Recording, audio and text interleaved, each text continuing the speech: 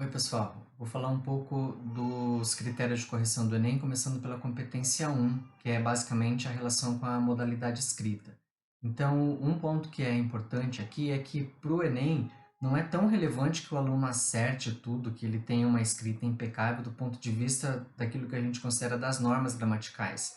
Acontece que o que aconteceu durante muitos anos é que esses pequenos lapsos ou esses erros mesmo que a gramática ou a imprensa costuma chamar, né, de erros de português, eles acabavam sendo quem cometia os erros ou esses problemas e tirava uma boa nota acabava sendo taxado de beneficiado. Então, como se o Enem tivesse fechando os olhos para um problema de língua portuguesa muito grave. O que a gente sabe aí, pelos trabalhos que a gente tem visto ao longo do tempo, né, na ciência, na variação linguística, enfim, na escrita, e não é exatamente isso, né? Um texto não se faz exatamente pela sua correção gramatical. Mas a competência 1, ela tem um caráter, assim, digamos, meio que balizador, né? Dificilmente um aluno vai tirar 200 pontos, que é a nota máxima, mas também dificilmente um aluno tira menos que 100 pontos, né? Nessa competência 1. Porque os dois primeiros níveis são muito baixos, é muito difícil que um aluno escreva um texto nesses dois níveis de competência. Bom, no material que eu mandei para vocês, eu dividi então de 0 a, 40, de 0 a 200, de 40 em 40, para que a gente conseguisse ter uma ideia de como corrigir o texto do aluno. E é isso também que eu passei para eles. Então, a mesma proposta que eu fiz para eles de como nós vamos corrigir os textos é a proposta que eu estou fazendo para vocês a partir dessa correção. Então, vejam, o que eu considero um texto de 0 a 40? É um texto aqui, considerando ser um aluno de ensino médio, o texto dele não é em português.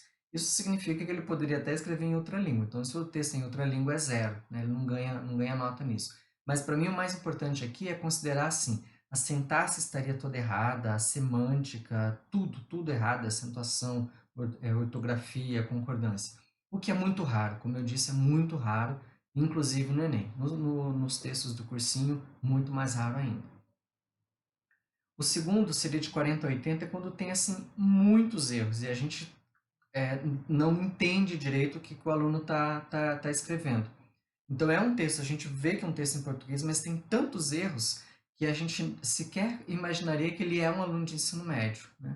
Talvez um aluno do ensino fundamental inicial, lá, com muitos problemas de escrita, muitos problemas de sintaxe, enfim. O que também no cursinho é raro. Então isso eu também comentei com eles. É muito difícil pegar textos que tenham essa quantidade de problemas.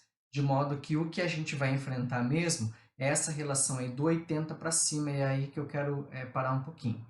Então, considerando ser um aluno de ensino médio, o texto dele tem erros normais. Então, a gente estaria de 80 a 120. Bom, o que a gente considera erros normais aqui? O que eu chamo de erros normais?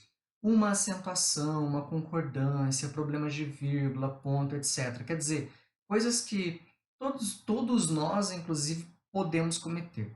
Mas um texto de 80 a 120 vai mudar essa proporção de nota se ele tiver muitos erros normais. Ou seja, o texto é em português, a gente consegue ler, ele até desenvolve as ideias, mas se tiver muitos erros, a gente baixa para 180. Se tiver uma quantidade mediana de erros, bom, tem um ou outro aqui e tal, então a gente deixa em 100. Agora, se tiver poucos erros desses normais, a gente manda para 120. Quer dizer, é um texto que tem vários problemas, mas são problemas normais. Bom, como é que a gente levanta essa nota, então, de 120 acima? O texto tem poucos problemas. O que significa poucos problemas? Eu encontrei poucos problemas de vírgula, por exemplo. Tem dois problemas de vírgula. Um probleminha aqui de concordância, uma ortografia ou uma acentuação, um erro de sintaxe, enfim.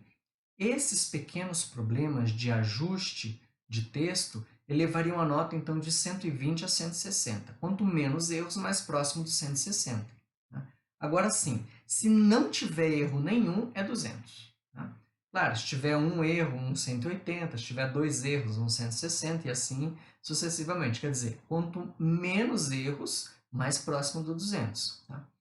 Também é muito difícil dar 200 num texto, porque primeiro que todos nós, né, cometemos esses problemas, esses erros, eu estou chamando aqui de erro para a gente entender e para até o jeito que os próprios alunos entendem, tá?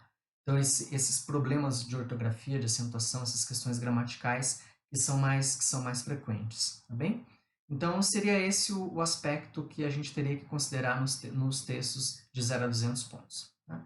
Fico à disposição se tiverem dúvidas. Um abraço.